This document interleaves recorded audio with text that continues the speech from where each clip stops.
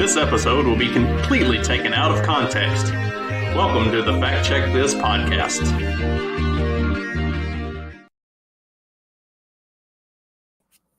All right, Fact Check This podcast, and today I'm going to try to keep it light, quick, kind of very concise and to the point. I have seen a lot of crazy stuff going around since the election ended, just like literally just the other day, yesterday, and it's been wild. It's been fun. It's been entertaining.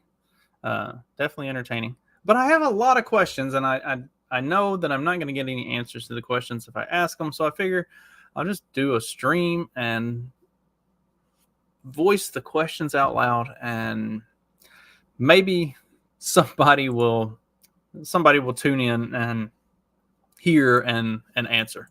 But in the meantime, going back to the title of the show, and I considered talking about this the other day, but I decided to write on my Substack instead. There's been a bunch of Handmaid's Tale craziness that has been cropping up all over the place, leading up to the election, and now in the wake of the election. This one was exceptionally funny to me. This is a woman wearing her handmade robe and bonnet at the voting booth. I saw another one that was a meme of all of the women walking into the voting booth with the handmade garb on, and then they're coming out of the other side of the voting booth and casting it off. It's like, so what you're telling us is that you've been living in the handmaid's world for the last 4 years, because like that's what that would insinuate. See, women can't meme. It's terrible. Like, just leave it to those of us who actually know what the fuck we're doing. Thank you. But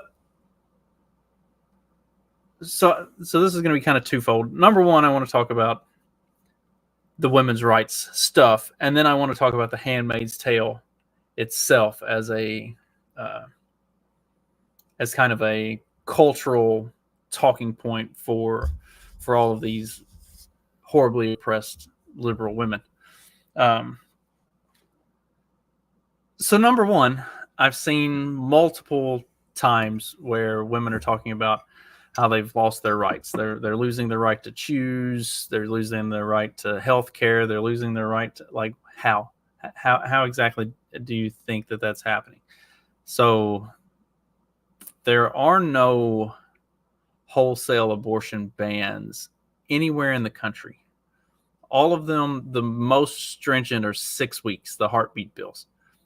And literally every single one of them has an allowance for health of the mother, rape, and incest. And now I'm going to retread some statistics and information and stuff from a couple years ago, but like I went ahead and double checked the stuff to make sure that, you know, the numbers haven't changed significantly, and it's all still relatively close. You know, a little tick here and a little tick there. But like on this topic, like this right to choose that's being stolen, and all these women that are going to die because now they're being forced to okay. So number one, nobody is holding anybody down and pumping kids into them and just forcing them to be birthing machines. In fact, most of the women who I've seen screaming and crying and just completely losing their shit all across social media because of Trump's election, I don't know anyone at all that would want to fuck any of those walruses. So, like, I think you're probably good. Don't foresee there being a really big problem. But, you know, there's all this, you know, concern that, oh my gosh, all these women are going to die. Statistically, if you combine, so this is like the reason that women go to get abortions. from the abortion clinics themselves. Like, these are the reasons that they do this. Incest is virtually non-existent. It's like 0.0002% of all abortions are because of incest. Rape is like 0.2.16, something like that. It's very low. And then health of the mother is, again, really low, like 0.4 something. All combined for those, it's about 0.7% of all abortions are because of rape, incest, health of the mother. All three of those combined, the big ones that all of these women are going to die from, account for less than a full percent of all abortions. And not only that, when you take into account the baby itself, and you combine both the life of the baby, like the abortion is necessary because the baby won't survive, and you also include in it health complications that are not necessarily terminal for the baby, but that could lead to a pretty, rough time, a pretty bad life for the baby. So, like, just the mother, it's herself, rape, incest, health of the mother, 0.7% of all abortions, less than a whole percent. When you include the baby into the statistics, it now jumps up to a whopping 1.2%. So 1.2% of all abortions performed in the country are on account of the mother, her health and well-being, or something, terrible that had happened to her, or the baby health, well-being, or something terrible. 1.2%. And then for all of those people that are so, well, you just want these women to pump out kids that they can't afford, that they can't pay for, that they can't feed, that they can't clothe, that they can't provide shelter for. Yeah. That accounts for 6.6% of all abortions. The mother not having the ability financially to take care of a child. So 1.2% for actual like problems for mother or baby, and then 6.6% for like baby might starve to death, mom might starve to death, going to really like be a terrible situation. 7.8%. We'll just round it up. We'll say 8% of all abortions are for all of these things that women are so terrified of, the things that are going to just destroy and kill all of these women and create all of these problems. 8%. The other 92% are totally elective. A large percentage of that, I can't remember the exact number on this one. It was somewhere in the mid 30s, like 33 to 35%. It's because they either don't know the father well enough to want to have a baby by this guy, or they don't know who the father is at all. 35% of women don't know the father well enough or don't know who it is at all that have abortions. 92% of all abortions are fully elective. There's nothing wrong with the baby. There's nothing wrong with the mother. There's no problems other than they just want to get rid of it. This is the thing that y'all like made your big, the hill that you were willing to die on. Or more like the hill that you were willing to kill your babies over. Like, it's fucking insane. But women are acting like Donald Trump won, so now they've lost everything. Okay, let's go through the list of things that you lost. You lost healthcare. No, you still have that. You lost the ability to get an abortion. No, you actually still have that in like every state. In fact, there were a number of states that codified it in and set it at and raised it from the 15 weeks to 24 weeks. And I've talked about this extensively before. 15 weeks is the global standard. Like that's the European average. Like the most loose restrictions on abortion in all of Europe is like 20 weeks. But on average, they go from 12 to 17. It shakes out right around 15. But that's not good enough. They need to be able to kill that thing literally at any point that they want to. And it shouldn't. That's reproductive freedom. You're not losing. Women aren't losing reproductive freedom.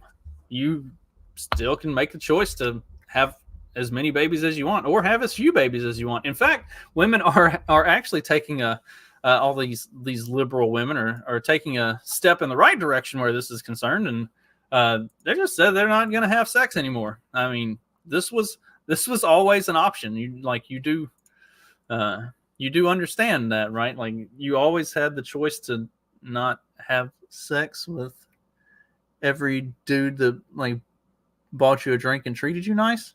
I don't understand how this is like this is a big deal. Like, oh yeah, we're just gonna stop having sex. It's like what was preventing you from doing that before? Like you weren't being held down and fucked and forced to have kids. Like that's never been the case. This was always your decision.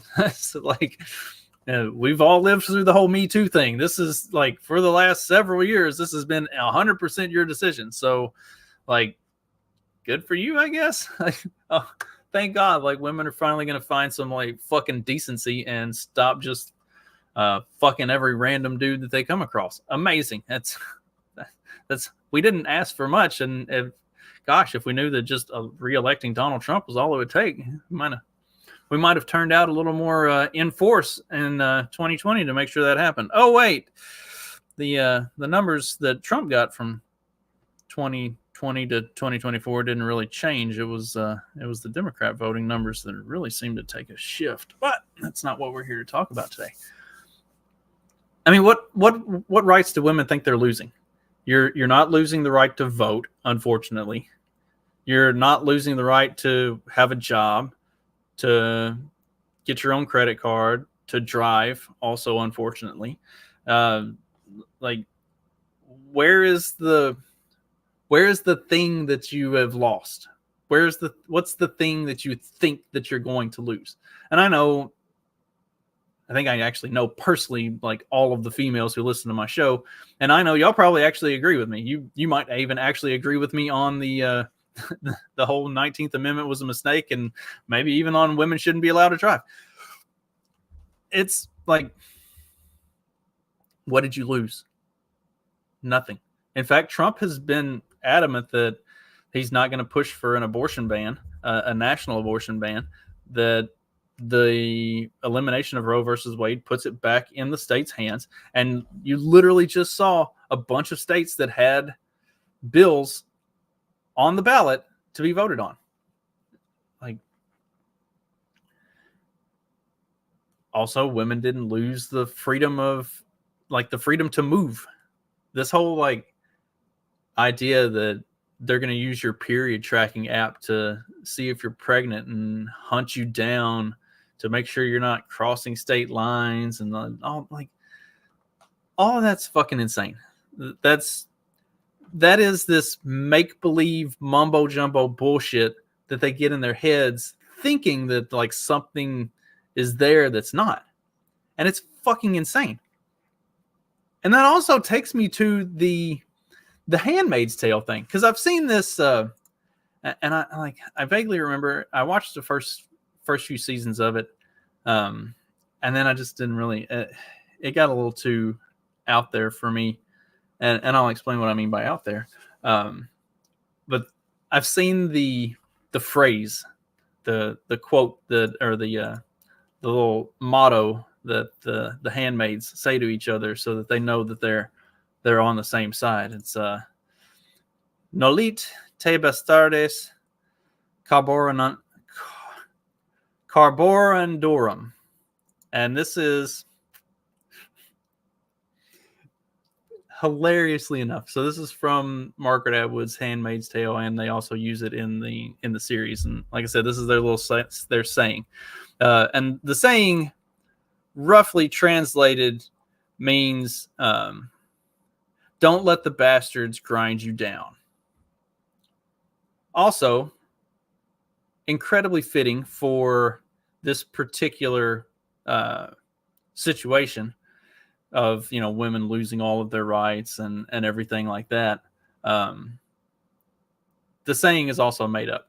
It's not a real Latin saying. In fact, bastardes is not a Latin word at all. It's just the English word bastard with es added to the end. And like I said, the "don't let the bastards hold you down" is a rough translation because it's not exactly how Latin works. So it's like, isn't that just like the perfect highlight of this whole like women with their handmaids outfits and everything else? Is the whole thing is made up. All of these problems are completely made up. None of it's real. The solutions are also equally made up and unreal. Which gets me to more of the Handmaid's Tale stuff. And if you haven't seen it or you aren't familiar with it or whatever, it's a world where birth rates have been in rapid decline, and having babies has all but gone away. And then you have like a limited supply of fertile women that can have babies, and this nation of Gilead rises up within the United States and fights a civil war and wins and beats the U.S. military and forms its own country of Gilead. And more or less, it's like East Coast, west of Appalachia, over to like Chicago along the lakes, and then down to Florida and like Georgia. So Gilead wins, right? And now they are in control. And one of their like the staples of this society is they have the handmaids. So they take these unmarried, fertile women who were, I mean, the best way to describe them is they were the liberal women who are screeching about losing their rights. Like, they're the ones that have kids out of wedlock, that engage in less than upstanding morally activities, stuff like that. And like the ones that are really exceptionally bad get sent off to work at more or less like a gentleman's club type of a place. And then the ones that are, can be domesticated and have kids, they become handmaids, and they serve at a house with leaders of Gilead, and more or less their job is to get knocked up, have a baby, provide a baby for the family, and then move on to another house to do the same thing. And yes, this all sounds terrible. Yeah, I don't disagree. I don't think we're at a point of declining birth rates that's going to be a problem. I know too many people that just keep cranking out fucking kids to believe that we're at a declining birth rate point, that would be something that would be necessary. But the reason that I lost interest in this show and really kind of it got to be too much of a stretch for me was you have these women who are organizing their underground revolutionary movement to overthrow this new country effectively. And the whole thing is just so fucking silly. Like, for anybody that knows and understands history and how revolutions work, for Gilead, this fictional country, to have risen to the point of power and popularity that it could literally beat the U.S. military and the U.S. government, cordon off its own portion of the U.S. and become its own country and be stable quickly. That's a type of political and military power that a bunch of random women whose sole purpose in life is to breed aren't just going to organize and like take down. Like the main character is very disagreeable pretty much right from the jump, and does a lot of shit that could be viewed as insurrectionist, and in a totalitarian regime like that would be viewed as insurrectionist. She would not have survived in the real world of this, Gilead. She wouldn't survive the first season. She'd be put on the wall. And it goes to, like, obviously it's written by a woman, so it doesn't take into account the real world violence and nature of insurrection and revolution and the things that would create this society that she's writing about. Like, you have to have an understanding of war and human nature to get to that point, and it's clearly like missing that. And then again, outside of massive outside influence, like a foreign power of some sort coming in and waging its own war against Gilead, none of this revolution stuff works. Like, you have to have legitimate military force. And in ally is Canada, like the Canadian government. Canada's not invading. The U.S. has already gotten beat. Like, they're reeling. They're not doing anything. The Mexican president is making trips to Gilead to have meetings and talk about, trade deals and stuff like that. Like, this whole idea of like a bunch of poor, miserable, downtrodden women who are being treated so bad and just used for incubators are going to rise up and take down this new like superpower. It's just so fucking laughable and so far-fetched and so divorced from reality, which fits so perfectly with everything about this whole situation. It's all completely and utterly divorced from reality. You have lost no rights. You're not going to lose any. God, as much as I wish that you were going to lose the right to vote and all this other stuff, it's not going to happen. It's not even in Project 2025, which literally none of you fucking read. You know how I know you didn't read it? Because I saw everything that these crazy feminazis were talking about during the campaign that was going to happen under 2025, and I read the fucking thing twice, all 900 goddamn pages. You know how I know that y'all didn't read it? Because none of the shit that you were talking about is actually in there fucking anywhere. Like, again, completely and totally divorced from reality where all of this stuff is concerned.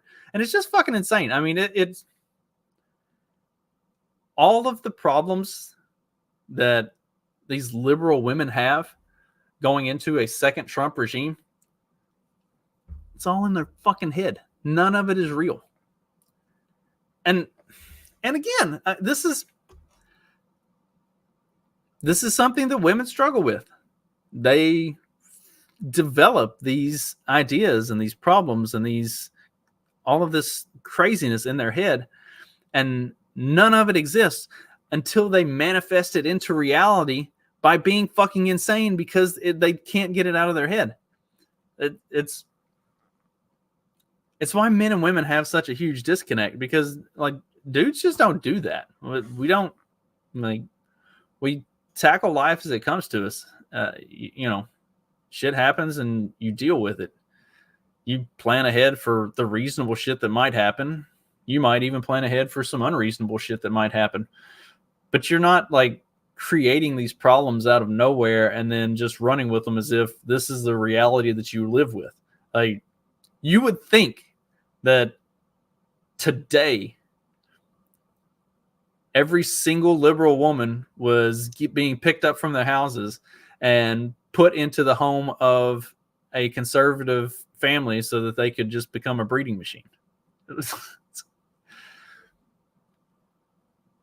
I really enjoy the screeching. I really enjoy the meltdown videos. Please keep those coming. Don't stop being insane. Just, don't be surprised when nothing happens. Maybe behave accordingly. Like, don't manifest your own fucking suppression. Like, don't push it to the point that somebody actually does decide, yeah, maybe the 19th Amendment really was a mistake. We should probably abolish that shit. Because it was, and we should. But, like, if women continue to act like raging psychopaths, it might actually put the idea in somebody's head they can do something about it, to be like, yeah, maybe let's do away with that. That's about enough of this shit. Because it is about enough of this shit.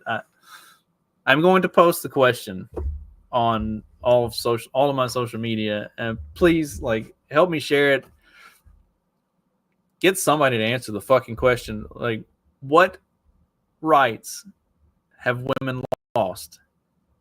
And what rights are women actually going to lose? That's all I want to know. That'll do it for this show. I will be back probably sometime next week. I'm hitting my like midweek schedule at work, and it's kind of tough to do a lot during that because I work 12-hour nights and then I sleep during the day, and also do a morning show and I do the show with Johnny, and busy schedule. But I'll try to get something out next week. In the meantime, go check out my Substack. I've been writing quite a bit. Speaking of progressive nonsense, I've been going to church with my daughter for she sings in the choir at a very progressive Presbyterian church, and it's been an interesting experience, and I've been writing about it as I've been going. So check out my Substack, and in the meantime, hope everybody has a great rest of your day, a great rest of your week and weekend, and I will catch you next time. Later.